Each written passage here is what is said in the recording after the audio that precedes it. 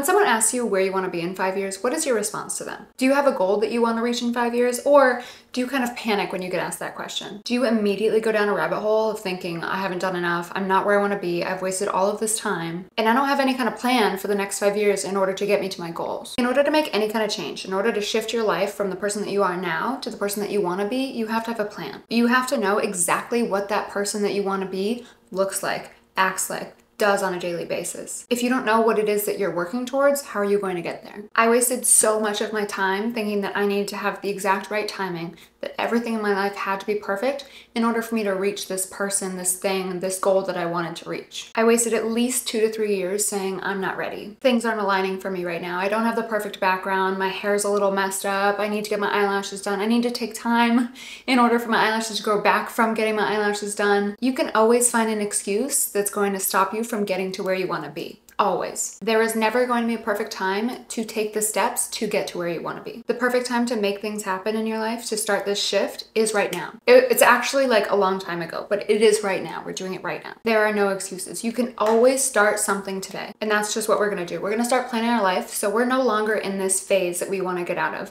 We are on our way to becoming this dream version of ourselves. We are on our way to reaching every single goal that we've ever set for ourselves that we've put off on the back burner. We are doing it right this second. So the first step in reaching this ideal version of yourself is getting rid of those excuses. Is saying that no matter what my situation is right now, no matter where I am, no matter who I am, no matter how I feel, I can start something right now. Your excuses cause you to procrastinate, and that procrastination is just your fear. The root of procrastination is fear. Maybe you're afraid that people are going to judge you. You're afraid that you don't know enough about the topic to start something. You're afraid that you're going to get imposter syndrome because the person that you were is not the person that you want to be. All of that fear that you have around that is just manifesting as procrastination and is stopping you from living your life exactly how you want to live your life. You can justify any excuse that comes out of your mouth right now, but the truth is you're just scared. Be honest with yourself. It's okay to be scared. I was scared too. Everybody is scared before they reach this point of growth. What's not okay is letting that fear hold you back. Because right now you've lost your power. You have no power over this fear. You're letting it fully control your life and dictate what you're doing. The next time you try to make an excuse about why you can't do something, try to see where that excuse is coming from. If you say, I can't start filming content because I don't live in a house that has beautiful lighting, is that actually why you can't start filming content? Or can you not start filming content because you're afraid that people are going to judge you for it? Because what I would say to that excuse is that there are ring lights for $20 on Amazon you can get. You use a ring light, start filming content. I can't make a career shift because I've been in this role for 5 years and I have loyalty to this company. Is that actually why you can't make a career shift? Or do you feel like you're just comfortable in this role and you feel like this next role is going to challenge you, push you to do more things? Really take the time to dissect these excuses when they come up and combat them. Have a response to negate any excuse that comes out of your mouth and do the thing anyways. Next thing we're going to do is we're going to plan. You can't expect to reach your goals if you don't know what your goals are. So what does this dream life look like? What does this ideal version of ourselves look like?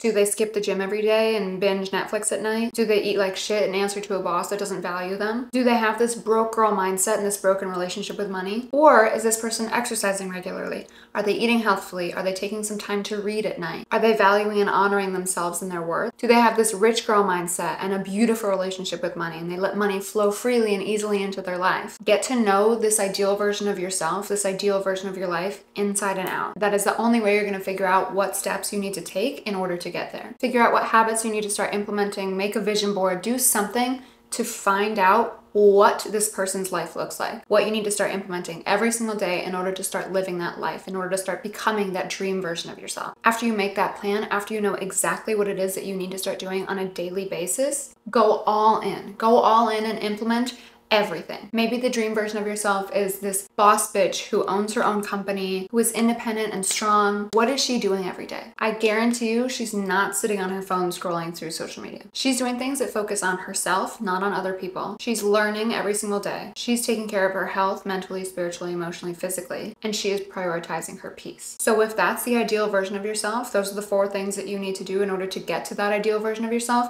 What are you going to do to accomplish those 4 things? You're going to limit time on social media.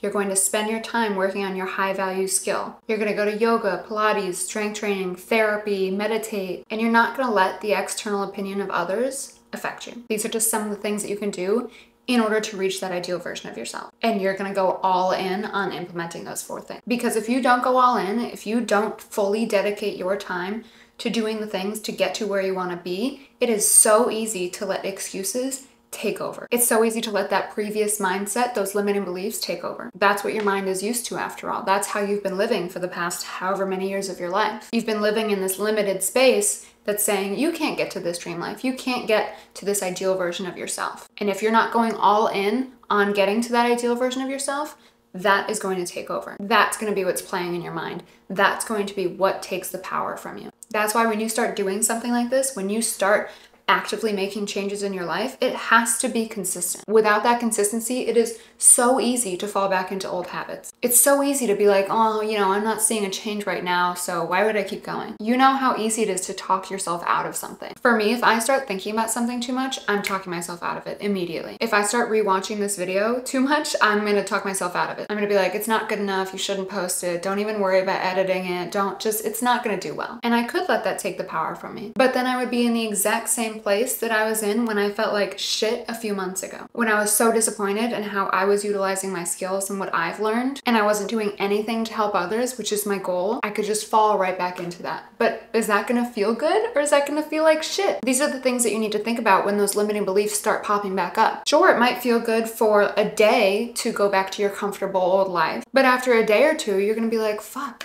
I made that progress. I want to be this girl. I need to be this girl. I'm going to get there. Why do I keep holding myself back? Why do I keep procrastinating and stopping myself from getting to the point that I deserve to be at? And that's what you're doing right now. That's why you can't get from your old self to your new self. It has nothing to do with any of your external circumstances. It has everything to do with you. You don't believe in yourself. You are stopping yourself. You don't think you're worthy. You have the imposter syndrome. No one else is doing this to you. If you think that things are happening to you or people are doing things to you, you have a victim mentality that you need to fix before you can get anywhere in your life. Because you cannot get to your new self, to your dream self, to your ideal life being in a victim mentality. That just doesn't work. It's just not aligned. You have to take full accountability, full responsibility for your life and for creating your life the way that you want to create it. The place that you're at in your life right now, that was you. That's been you. It's been you all this time. Sure, there have been things over the years that have happened for you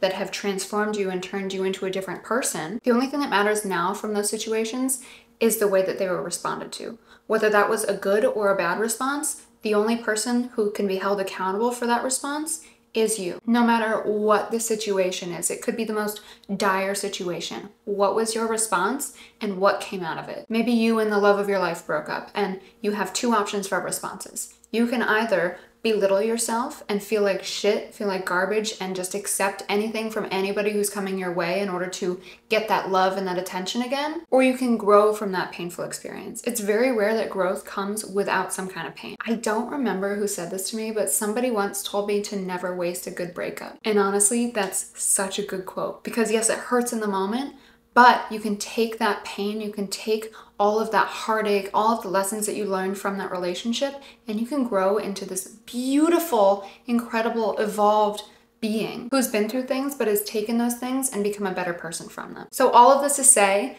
that the only way to get from your old self to your new self is to stop holding yourself back, is to plan, and is to realize that you are the only one who is responsible for creating anything, good or bad, in your life. I know that you're capable of this because you wouldn't be here if you weren't. And I am so happy that you're here. I really hope that this video helps some of you because honestly, it's things that I need to hear too. If you like this video, please give it a thumbs up.